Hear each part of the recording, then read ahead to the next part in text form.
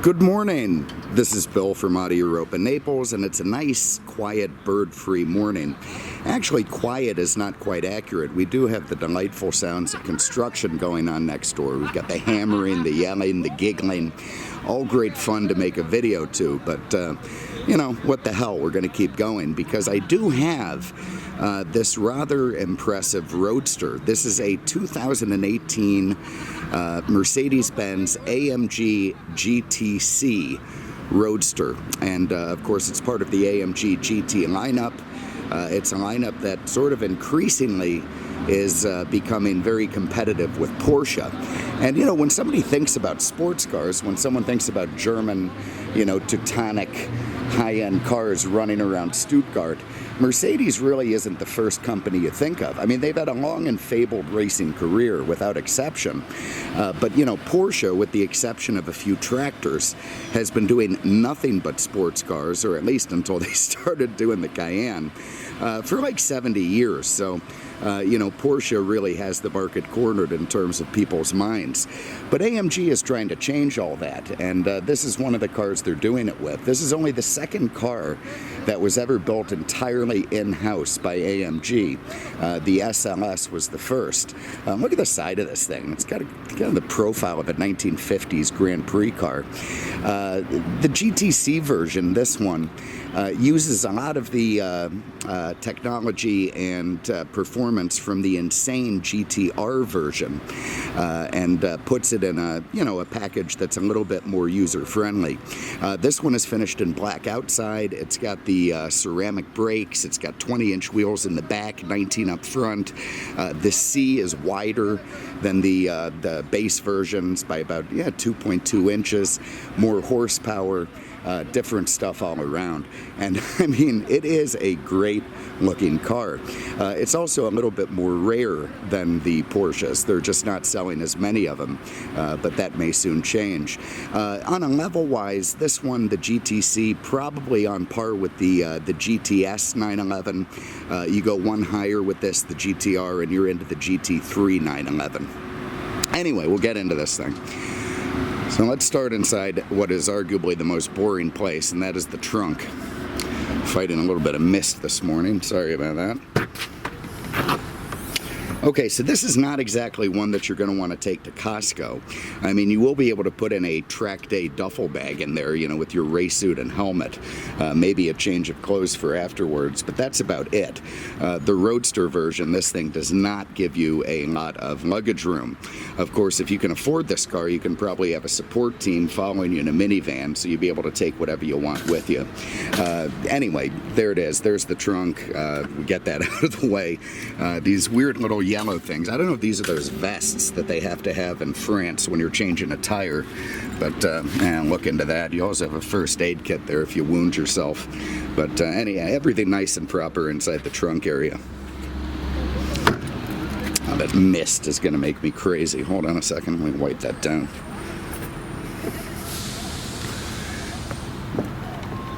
Summer is on the way.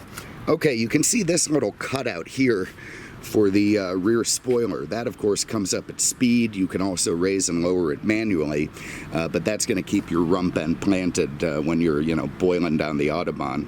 Also have the AMG and the GTC badging in the back. Cool little vents that presumably come out from underneath the car to, again, keep the rump end planted. This has the carbon fiber package, so you see that diffuser at the bottom made out of carbon fiber. Pretty cool stuff. You see the different body work that this wide version has, the R and the C, with those vents behind the rear brakes, and of course Parktronic for you know, when you're backing up. The visibility is not great, so that's helpful. You also get these cool little bumperettes, so everything nice and proper there. You see the 20-inch wheels in the back. We're in 305 series rubber, so some real steamrollers here at the back. Nice looking, you know, subtle. You know, aluminum and black 5-star alloys. You see the ceramic brakes. That's an optional thing on this car. Big suckers in the back, and even bigger up front, 15.4 inches. I mean, that is absolutely insane. 6-piston calipers. You know, you hammer the brakes in this thing, it's going to throw you through the windshield. AMG V8 bi-turbo badging in the side. You've got carbon fiber mirrors on cool little platforms with the little Mercedes-Benz pickle fork indicators. All very cool stuff. I do love the sound of the construction. Absolutely love it. I have a look under the hood. So that is a magnesium hood in this car. The car's like 93% aluminum. There's also, of course, a bunch of carbon in it. But from what I understand, this hood is made of magnesium. There you see a 4-liter twin turbocharged V8. This has been tweaked and tuned from the base version. What they did is they lowered the compression ratio and upped the boost. So the result of that is, I think it's 20 off the GTR, 550 horsepower, 502 pound-feet of torque. Again, absolute rocket ship, and shares more in common with a race car than a street car. Has dry sump lubrication, manifolds inside the cylinder heads. This is a bad mofo. You can see this one was hand-built by Betty Rodriguez. She's very busy. She did the 03 S55 over there, and now she's working on that one. Love the sound of diesel trucks to go with the sound of construction. Oh, I'm so happy. You see this really cool looking vent thing, kind of a ram air. It comes from the grill up into here, through there, into an intake in the back. Keeps everything nice and cool. And again, 2 big turbos with pumped up boost. I think it's over 18 pounds of boost in this car. That rocketed from 0 to 60. I don't know, car and driver tested 3.5 seconds. Quarter mile of a little over 11 at 128. And if you're racing a GTS, it's going to beat you to 60. It's going to beat you in the quarter mile. But if you're racing to 150, you're going to get it by a second. So this thing really starts spooling up and going insane at the high speeds. Anyway, put that back down. You see this very distinct grille with the vertical bars. That's called a Panamericana grill, and it harkens to a race that used to take place in Mexico in the 1950s, a very dangerous 2,000+ mile road race that attracted a lot of worldwide drivers, and a very famous story came out of that. Mercedes sent a factory team there in 1952, 300 SLs, one of them being piloted by what the hell was his name? Carl Kling, very famous Mercedes driver, and another guy, Hans Klenk, was his co-driver. Well, they're taking this really hard. Oh, now we've got helicopters. Now I've got helicopters. Now, you know what we need is a rock crusher nearby. That would really help. Anyway, so they take a very hard right-hand turn, and a vulture comes flying through the window, cuts the hell out of the passenger, out of Hans, and they keep going because these are tough people. They're not, today they'd stop. There'd be snowflakes, tears, crying, and safe spaces. Oh, I'm kidding. But anyway, they kept going, and they won the race by like half an hour. But when they pitted, they put in these vertical bars, very, very similar to the grill, over the windshield to keep it safe from vultures. And you guys think I'm crazy about my bird phobia. Anyway, you see the big giant Mercedes star, works that Distronic cruise that doubles as a radar. Very distinct front end, giant intakes there for the intercoolers, beautiful jewels of these LED adaptive headlights, beautiful carbon fiber lower grille. That is just an attractive piece all around. Very, very cool stuff. Have a look inside. Actually, I think we could run the top. Maybe do that while we're outside. I think I can get it up just by holding the key and pressing the lock button. So let's see. Yeah, there it goes. 11 seconds to deployment or takedown, which is pretty damn fast. Keep your finger on the button. All the windows go up. Mirrors fold in.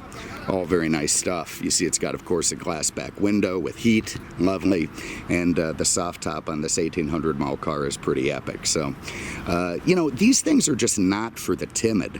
If you're a poser, don't buy this car. I mean, it shares more in common with something that's going to be doing hot laps at Le Mans than a Bentley or something. I mean, if you want something really soft and cushy and lovely to drive to the country club, go buy a Bentley. But I mean, if you have a track habit, then this is probably going to be a better choice. Okay, inside you can see the beautiful carbon fiber rockers down low, but the carbon fiber scuff plates here, the Alcantara and leather seats with the yellow piping, you know, AMG sport seats. You've got an Alcantara steering wheel with a centering ring, beautiful big metal paddles on either side of it. The fit and finish of this car is tremendous and very much befitting its price tag. Everywhere you look is just gorgeous materials and incredible quality in the finishing. Absolutely lovely. So well, let's hop in. So again, you've got 550 horse up front in this twin turbo V8. Again, dry sump. You've got a 7-speed dual clutch transaxle in the back, so you've got really good weight distribution. That V8 is set way in the back. You know, it's very similar in theory to the 911 and the PDK. Obviously, it's not an ass engine flat 6, but you know, it does have very similar competitive statistics to that, which I do believe is the point. AMG is really trying to take it to Porsche with cars like this. To fire it up, foot on the brake, press this start stop, and it comes to life with a growl, an absolute growl. There you see it's got the blind spot, which you're going to find helpful in this car. Okay, so here we are. You know, it's small inside. It really isn't a big car inside. For as big as it is outside, you feel a little bit like you're in something Miata-sized inside, but that's fine. You know, when you're doing real high-performance driving, you don't mind feeling a little bit cozy. You've got this very simple instrument cluster there with a 220 mile an hour speedo, and this thing will run to 196 where it's governed. So, oh shit, our trunk is open. Oh, for the love of God. All right, let's get that.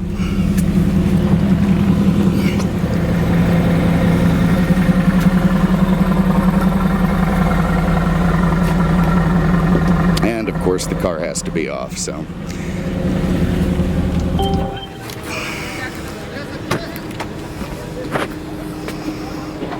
Just had it on the safety catch. Let's get back in and try that again.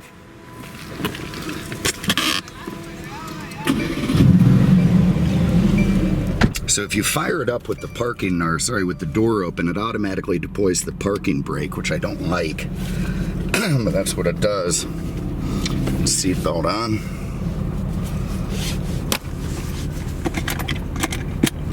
All right, and we'll see what we got. So again, beautiful, very racy steering wheel with the paddles. You got little grippies at the 10 and 2.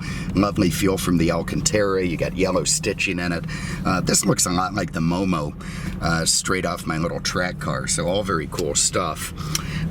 Down here, we'll get into this first. You got Mercedes-Benz command unit.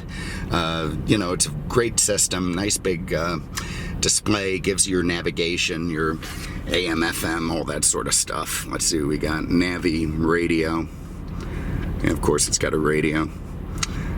Radio station presets. Let's get back into this thing. Hold on, back button. Media, phone, vehicle. I'm sure it gives you a rear view camera. Does all very nice. Nice definition on that too. And otherwise a nice system.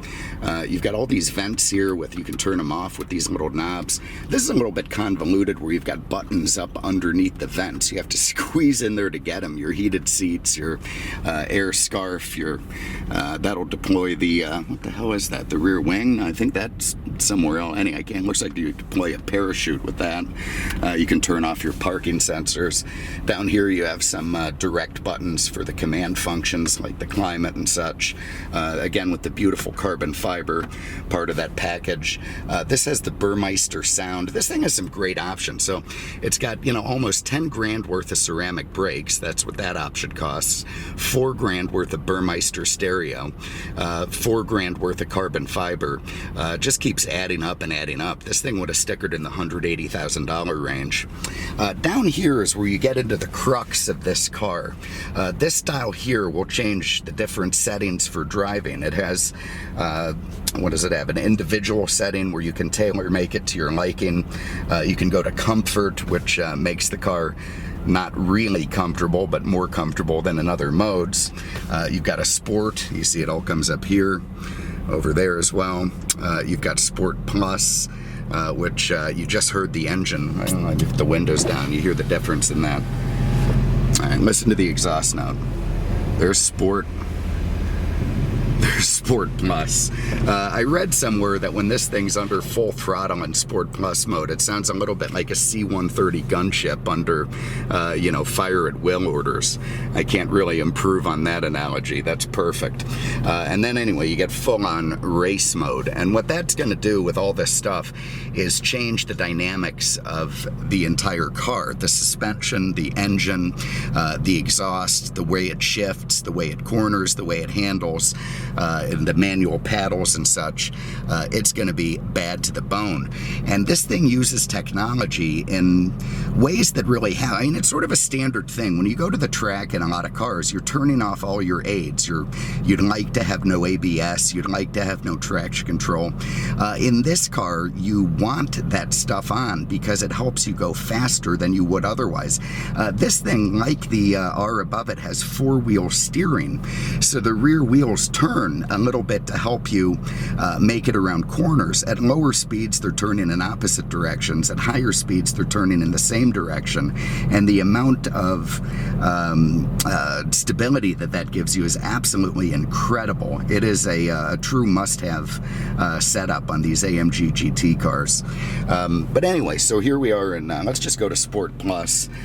You can do all these stuff. Again, if you have it in individual mode, you can have manual on. That's that. You can turn off your traction control, turn on your sport exhaust, change your chassis dynamics. Very, very impressive stuff. All this is straight out of the Starship Enterprise. This is, of course, for the command unit. This weird little shifter here is for driving. And if you don't know, you have to press P to put it in park. So it took me 10-15 seconds to figure that out. God, listen to this thing. That's with the top up. And through technology and lightweight materials, this Roadster version does not really weigh any more than the coupe version, and handling is not negatively affected. There's no extra stiffening or strengthening. The top doesn't weigh anymore. It's got magnesium frame, that sort of thing. So it is genuinely as good as the coupe version. And I'll tell you another thing, this car reaching its limits on the street is essentially an impossibility. It's just not something you're going to want to do. With that in mind, you're better off buying the convertible version, the Roadster, because in order to sort of heighten the driving experience at slower speeds, putting the top down is going to help. And you can run this top up to 31 miles an hour. Here we are behind tractors with front-end loaders and Honda Civics. I mean, I've got a 200-mile-an-hour car that would turn in hot lamps at Le Mans. I think one of these finished 17th overall in Sebring, the 12-hour race in 2017. And I'm using it to commute to the grocery store and having no fun at all. At least we're letting our engine temperature get up. I'm not going to do launch control as much as I might want to. It's just a good way for me to get arrested this morning. But in Sport Plus mode, if you lock the brakes with your left foot and then throttle down all the way with your right, it's going to sit there waiting to launch. I'm going to go back to sport so we can be in drive. It's going to sit there waiting to launch, and when you release the brake, it will launch you to that 3.5 second to 60 thing. Oh my God. I mean, the instant shifts out of that double clutch, perfect. The popping on downshifts. Let's go into Sport Plus. Oh, listen to that. Okay, so that was the quiet exhaust. Listen to the popping and the crackling and the downshift. Oh my God, what a machine. I feel like Clint Eastwood when he stole the Firefox. So again, we're behind Honda Odyssey vans. We've got Windstars without bumpers. We've got, there's some kind of GLA. The guy who designed this thing designed the A-Class and the CLA, and then this. It's a little bit like the guy doing the Rabbits, the same one who made the Countach. Oh, listen, if I could just get a little clear road, you can hear this exhaust scream.